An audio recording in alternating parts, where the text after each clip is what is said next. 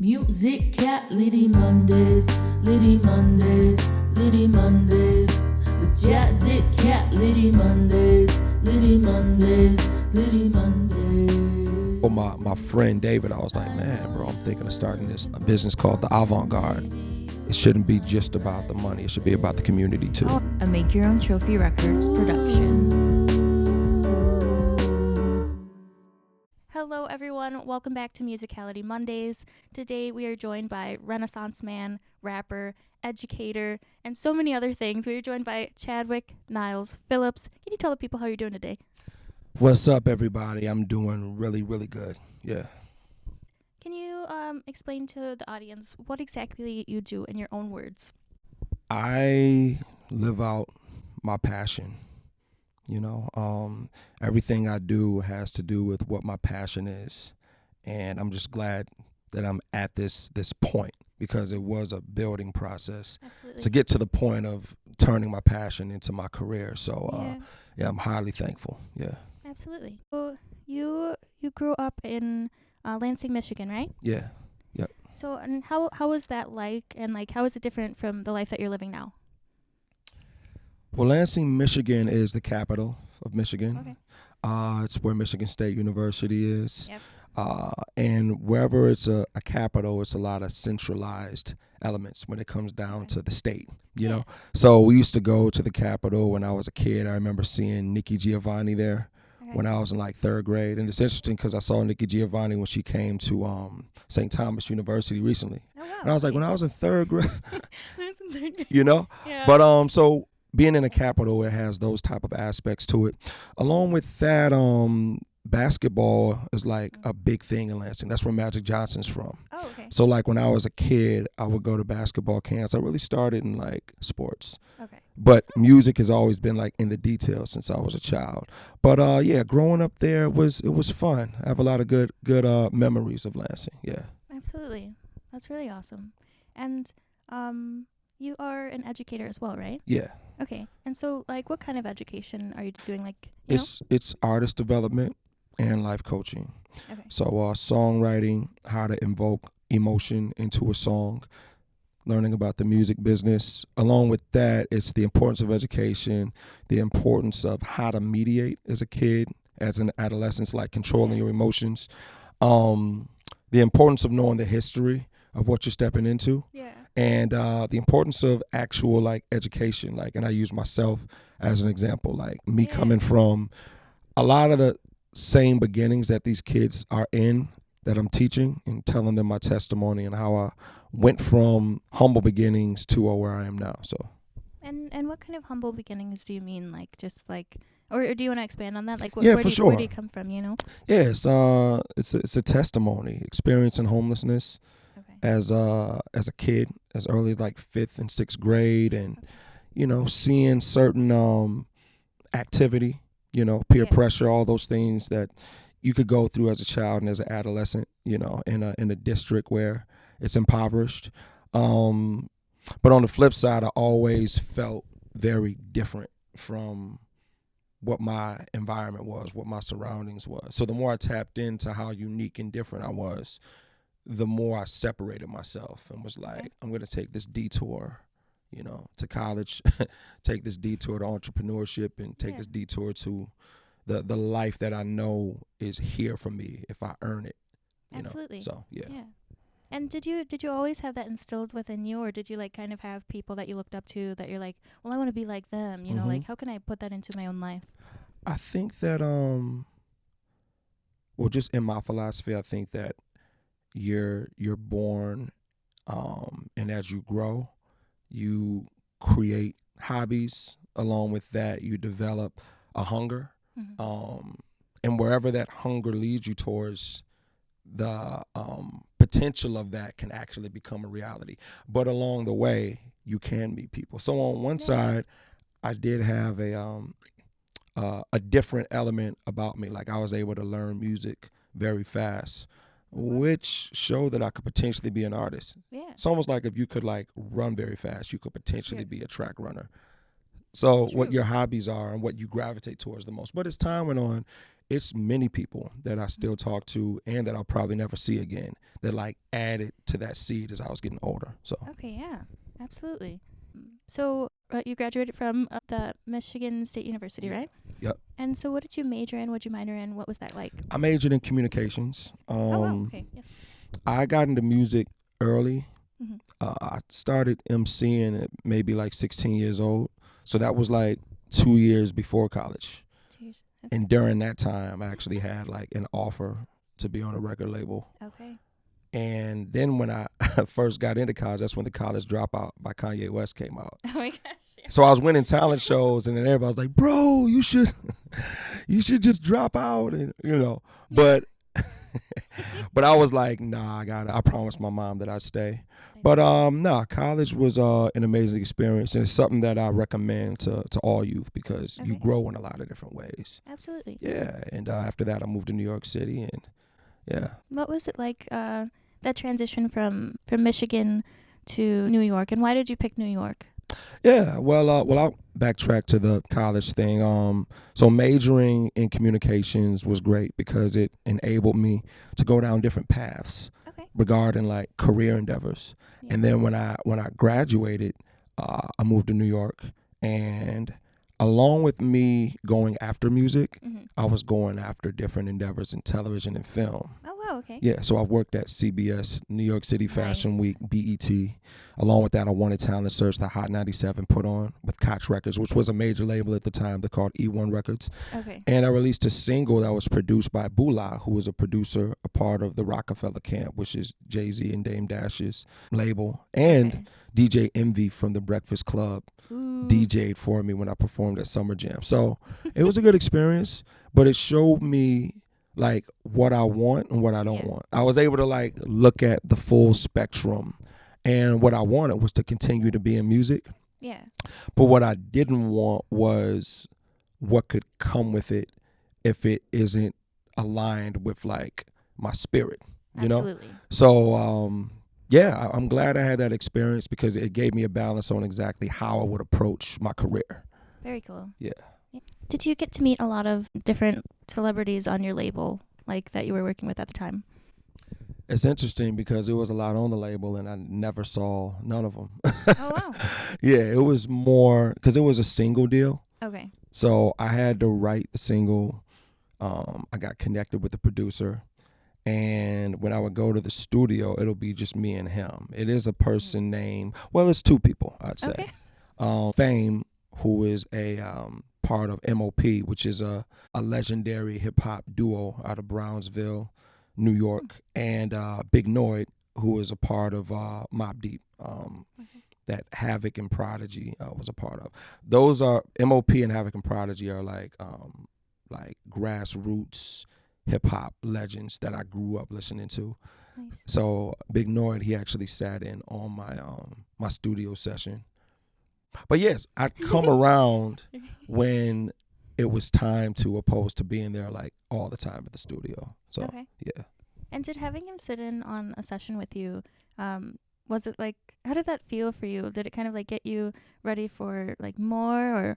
It energized me because it made me feel like I had something even more to prove. Like, it's a song called "Give Up the Goods" by Mobb Deep that Big Noid has a verse on that everybody knows. So, and I let him know before my session, like, that song is one of my favorite songs ever, and he thanked me for it. It's one thing when you meet people that you grew up like listening to, and you give them like a line from a song, and it makes them, and I'll give them like a B-side line, not like a song that's like on the radio, but when it's like something that's like deep, like that song 14, then that makes them even more appreciative of meeting you. But no, that was super fun.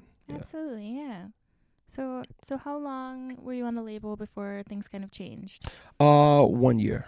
1 year? Yep, it was a 1 year situation and a single deal. So Okay, I see. Yeah. So how long did you stay in New York before you? Oh yeah, what year was it when you moved to New York from Lansing? I was in New York what year? I moved to New York 2006. I was there until the end of 2009. So for sure. 3 years. Okay, nice. And then you kind of moved to Minnesota and started your journey there. Yeah, yep. Moved to Minnesota from New York, and like I said before, I wanted to utilize what I learned when I was there, but like build my own castle. Okay, yeah. Yeah. So speaking of building your own castle, like when did you get the idea for the avant-garde, and like when did that start coming into fruition? Well, when I first moved here, it was this open mic called the Blue Nile. Well, Okay. the place was called the Blue Nile. The open mic was called the Poets Groove. Okay. So I heard about that. I went there, peeped the scene. I would go up, rap, and people would be like highly impressed, but none of them knew that I moved here from New York and I had a major label and all that. So, Yeah. you know, and I wouldn't say it because I wanted to just appear as if I'm just one of the people there, Yeah. you know. Okay. But then I had an opportunity to host it, and I took it. So during that, I was able to gain more notoriety and connect with more artists. And then ironically, when it ended, 2 weeks after it ended, was the Avant-Garde launch party. And I just always wanted to have my own program, own company that was within my own philosophy of leisure, my own philosophy of what music feels like, and just creativity within Black music. Yeah. And so I told my friend David, I was like, man, bro, I'm thinking of starting this business called the Avant-Garde, you know. And he was like, I like that name, man. Yeah, that's a dope name. It is. So, and I wanted something that was simple, but at the same time, infinitely potent. That's or if you see it, if you hear it, it just provides this energy and flavor and vibe. So I chose that, and the Avant-Garde started in 2014. So Okay. What made you want to start an Instagram for it? Because I went back, you know, and I found the first post on the Avant-Garde page is a picture of George Floyd in 2020, I believe, or like something like that, 2016. Yeah.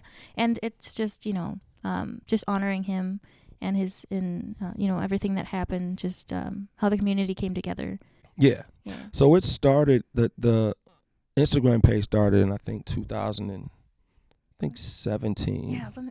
Yeah. So, but I got my Instagram page like filtered and it's being worked on.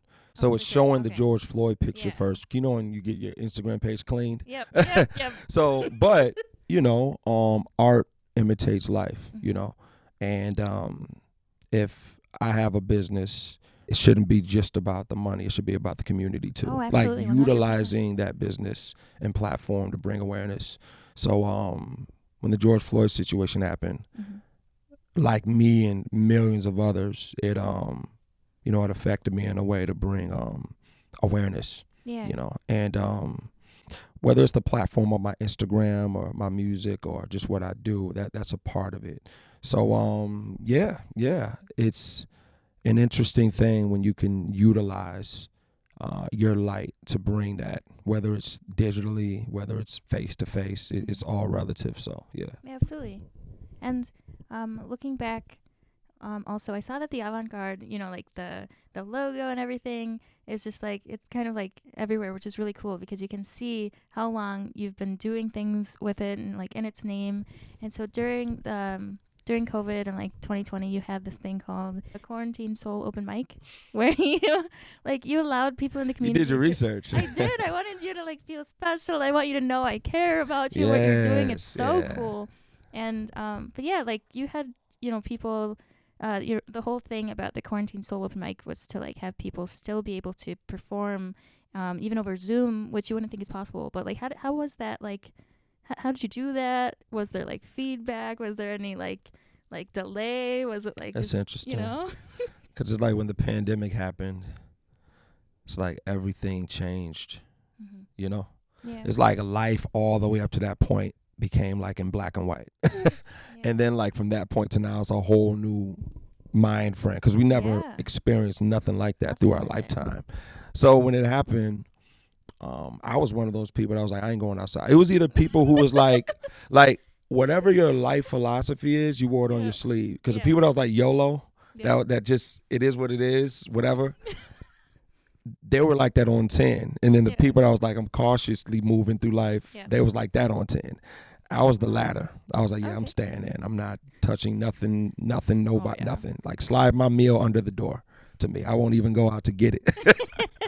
No, I'm having fun. But it's this brother named Jamaica Hayes. Shout out to Playfessionals. He's a part of this program that gives opportunities to black professionals called Playfessionals. But he contacted me and he was like, yo, let's start a online open mic. Because he had an open mic before I even started it a long time ago called Vibin'. Okay. So, and every time I step out on the scene, people will be like, yo, you remind me of Jamaica. They always bring him up. So this was our first time like working together.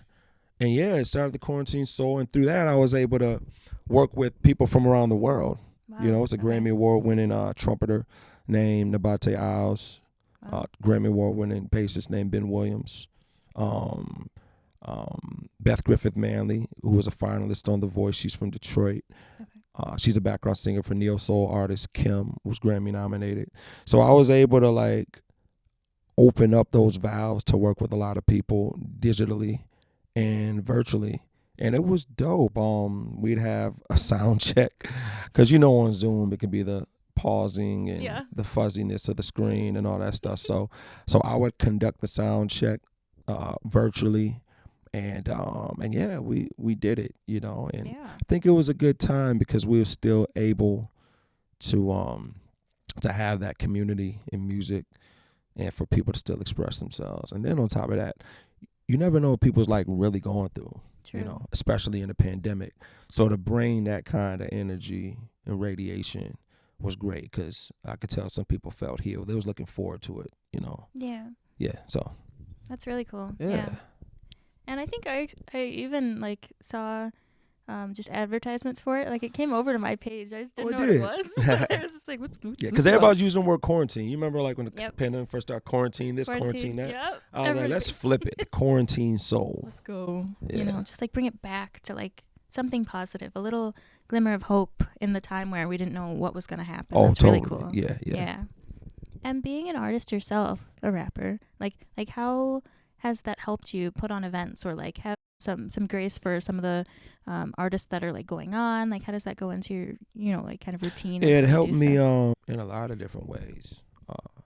As far as my approach when I create, because now I'm an entertainment director and producer, curator, and it's it's writing checks now. It's writing insurance documents. Basically, I'm running a business. Yeah.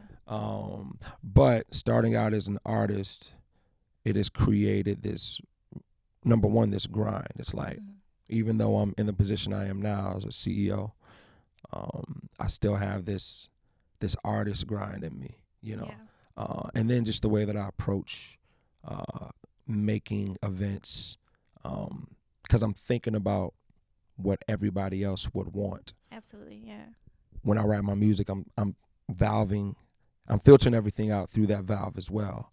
So it's interesting how like that approach is still done, even if the settings are now like corporate or, I'm sitting across the street from across the table from, program directors or getting funding or sponsorships. That approach is still there. And it's a beautiful thing because it's creativity, So it's interesting because I'm an artist, but I've evolved into like what I do now. And sometimes I sit back like I'm actually doing what I'm doing now. Yeah. I'm really an MC, So it's beautiful. And then when I work with artists, it's great too because, they're looking across the table at me in the sense of I'm in the position I am now. And I'm looking at them like I'm just like you, I can approach it, from the standpoint of where you're at. Yeah. And that's a great thing because some people in my position never been artists before. Absolutely. Yeah. So that's an advantage that I have that I don't take lightly. Because working with artists, helping artists curate and, getting them to where they need to go is a big passion of mine. So, yeah. Yeah. And does it also like help and what kind of artists do you look for when you're putting on events and stuff like that? I look for artists that reflect what I want the end result to be, because we have the realm where we see each other in life. Then there's another realm, which is the thought world and the feeling world. And a lot of people don't pay attention to that, but that's actually going on too during an event. So what type of energy are you radiating? Yeah. that the person across from you or the people across from you are feeling. What is it making them think? What is it making them reflect on? What is it making them look forward to? You know?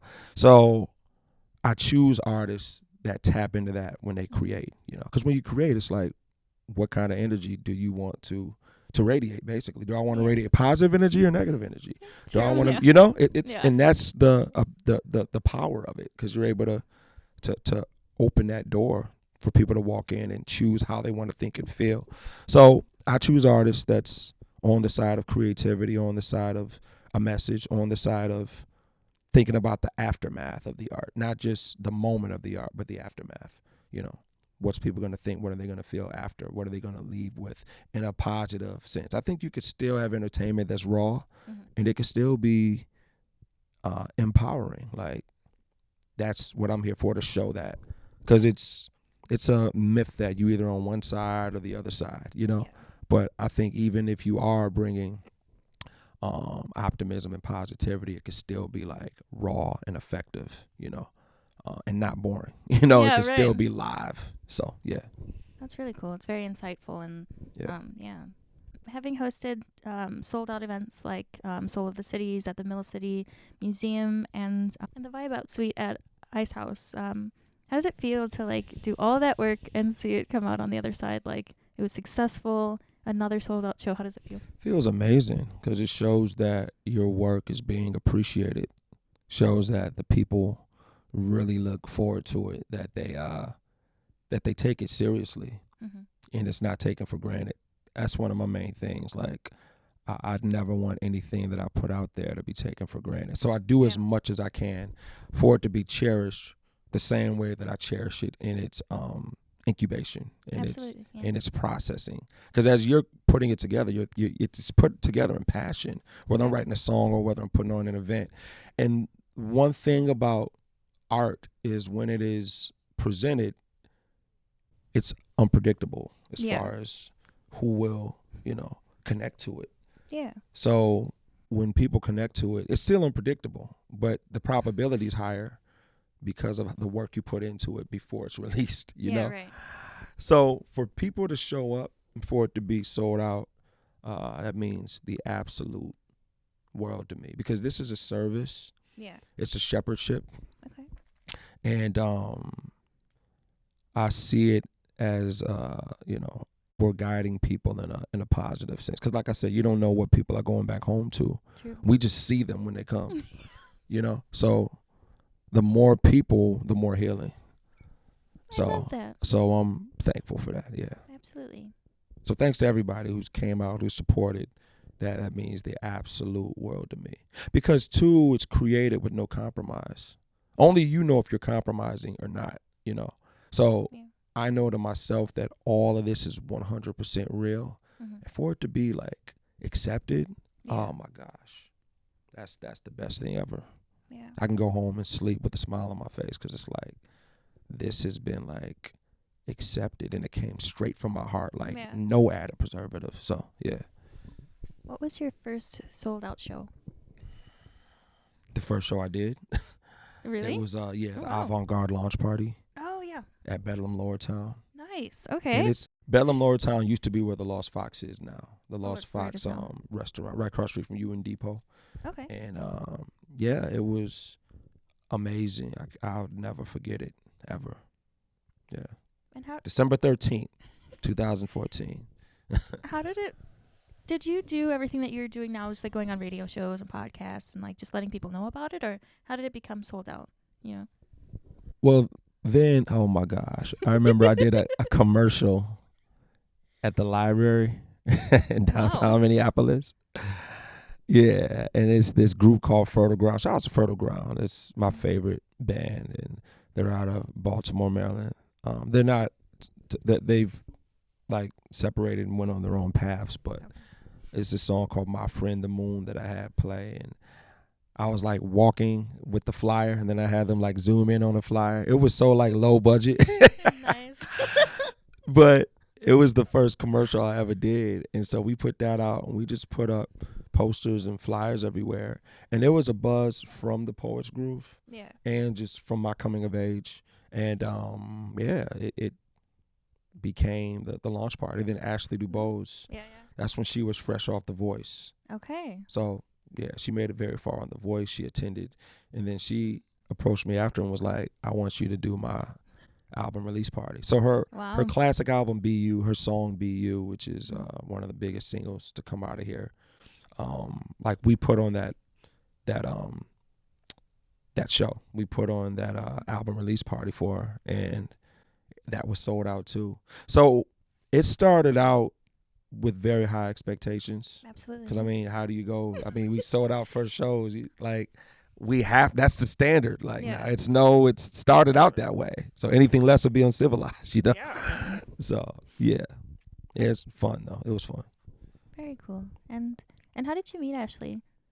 Ashley was actually the first artist I ever seen perform here. Local artist. Yeah. When I moved here from New York, I went to a show at the Fine Line and I saw her perform. And I was like, wow, yeah, she's super dope, you know? But I wasn't even in the mind frame of, you know, approach her for music. I was in the mind frame, I need a job. Yeah. So when I first moved here, it was like ground zero, start life over, you know? Yeah. So I was nowhere near the mind frame of anything that had to do with music. Even though I moved here from New York, I had to literally start life over, you know? Yeah. So I saw her perform and it was like, okay, take the bus back to Minnetonka and look for that job the next day. Yeah. Wait, so what do you mean look for that job? Did she have something opening? Like you mean to work with her or? Oh, I meant a job in general. Oh, sure. Yeah. Okay. So I'm basically like in this interview giving little nuggets of like, you know, my testimony too. Because people see you where you're at now, but it's like, nah, it was definitely like steps, you know? Yeah. So when I first moved here, I had to find a job. For sure. And just start life over, you know? So I saw Ashley perform during that moment in time when I first moved here. Yeah. So when I see her, it takes me back to like those humble beginnings. Yeah. Yeah. Did you introduce yourself or anything, or did you see her and then just like go about your life and like come back and like, you know, introduce yourself then, or? I remember introducing myself briefly, and that was it. Okay, for sure. Because there was another artist that I knew from my high school years. Her name's Margot Davis. Shout out to Margot, but she performed, and so they was both a part of the same show. Okay. Yeah. Okay, cool. And I ask this because I want to get into On the One, repping today, repping the merch, repping the festival that's coming up. Yeah, shout outs to Jazicality. Thank you. Has on the One shirt. And Jazicality performed at the last On the One too. She did a great job. So. Thank you. It was an amazing experience. Thank you for having me. Definitely. It was so cool. But yes, so On the One actually started off as an open mic night, right? Yeah. Which Ashley DuBose was a part of, right? Yeah, she was. Yeah, So Ashley has been in the details just throughout my whole career. Yeah. But shout outs to Ryan Bynum, Brandon Johnson, Jalen Spencer, Derek Holloman. You know, we started this open mic called On the One at Pimento. Okay. And it was going amazing. And then the pandemic hit. Okay. All right. So that was literally like we were planning for the next one. And that's when the whole coronavirus thing was getting out there in the news. And then when it hit us that we can't go back to Pimento, that actually was like the beginning of thinking about the quarantine soul. But and I just wanted to say too, the Snapped Open mic on Thursday nights. Yeah, so Brandon, Ryan, like those brothers. Yeah. Those are the same ones that I did the On the One open mic with. Nice. So that's why like Snapped Open mic, it's always love because they're the ones I did that with. Absolutely. But so during the pandemic, the city of Bloomington contacted me. Shout outs to Faith Jackson and Mark Morrison, just different people within the city of Bloomington that was like, you know, we see what you're doing with the avant-garde and with your youth program. Bloomington is becoming more diverse in a rapid sense. Very good. And to add on to that, as far as bringing people together, we'd love to partner with you with, you know, the avant-garde. So I was like, cool. So first event we did was at their amphitheater, which featured MPLS. And then after that opened up the opportunity to do the music festival. And I was going through so many different names, but On the One kept just reappearing in my mind. And That's how it came about. But there's my favorite instrumental by Jay Dilla. Jay Dilla is are you familiar? So he's a producer. Yeah. He unfortunately passed Yeah. in the early 2000s of lupus, and he's seen as like one of the greatest producers. He's my favorite producer and artist ever. But he had this unreleased beat called On the One. That was my favorite beat, and that's what inspired the name. Okay. But like I told you about branding, it's simple, On the One. Yeah. And it's related to music, you know? Yeah. On the ones and twos. Exactly. Okay. So and then On the One, it's just fly. Yep, like, it's you know what I mean? Like super On the cool. One. It's just Cool. so that's basically the birth of it. Okay. And it just took a life of its own. Now we're on the Yeah. third year. Third year. And literally time has flown. Yeah. Like it's like it feels like 3 days. Really. I just feel like I'm just getting started, even though we're on the third year, you know? Yeah. I bet that's really cool. And Yeah. and you made a documentary about it, right? Yeah, yep. Okay. Yeah, the And- documentary features Ashley DuBose.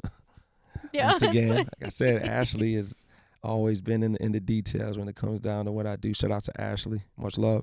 But yeah. Ashley DuBose, Ryan Bynum, and me, and we just talk about the evolution of it from the open mic to where it's at now. Okay. Yeah. And can that be found on your YouTube channel? Do you have a Yeah, YouTube on channel? the YouTube channel. Yeah, Okay, yeah. perfect. And Yeah. what's the name of that YouTube channel? It's youtube.com/UNOLOVE1, UNOLOVE1. Do you want to tell everyone when On the One is, what you got planned, some artists that you have on the lineup?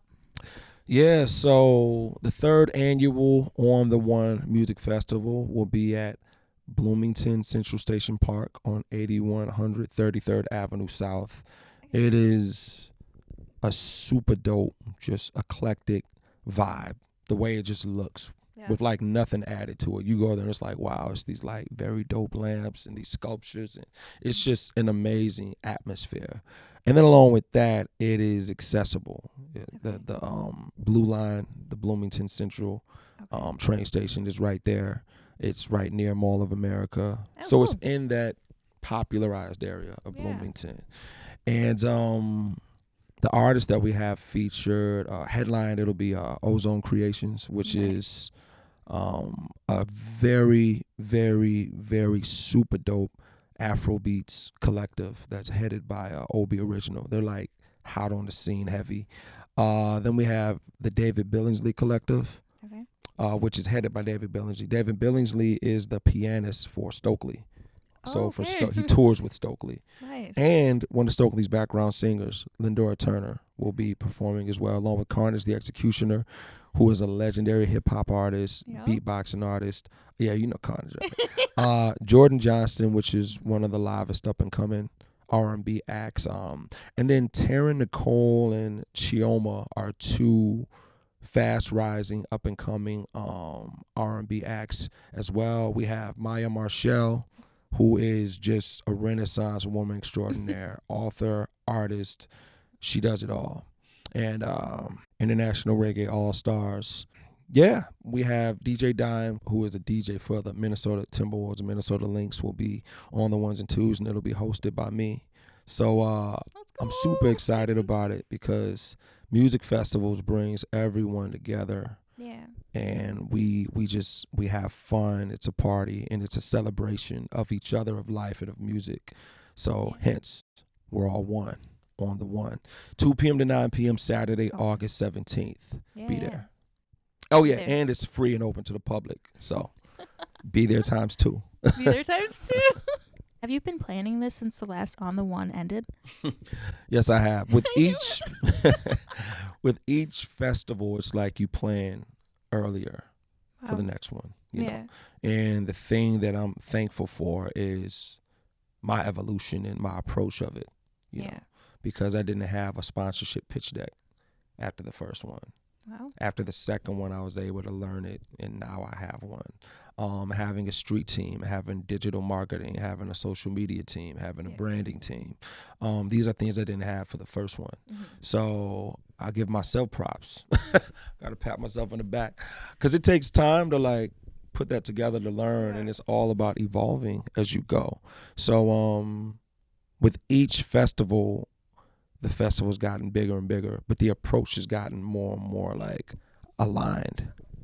Yeah. All right. So everything that we've talked about and looking back at your past and everything, do you have anything that you'd like to tell kids and even adults? Any advice that you'd like to give them today? Just like to say, continue, regardless of what comes up. Always see the bigger picture. Understand that you are here for a reason. This world continues to turn because of everybody's ideas that came to light. Whatever that invention was that came to light to keep the world turning. So you have something within you to bring out to make the world continue. That's what this life thing is all about. And when you find that, do as much as humanly possible to surface it, because once you surface it, you're able to be influential. You're able to provide opportunities for others. You're able to have a legacy. And to me, that's what this is really about. So always continue. All right. Thank you so much, Niles, for being on here. You guys go check him out. I'm going to link all of his social media down below. Remember to continue. And thank you again for joining us on Musicality Mondays.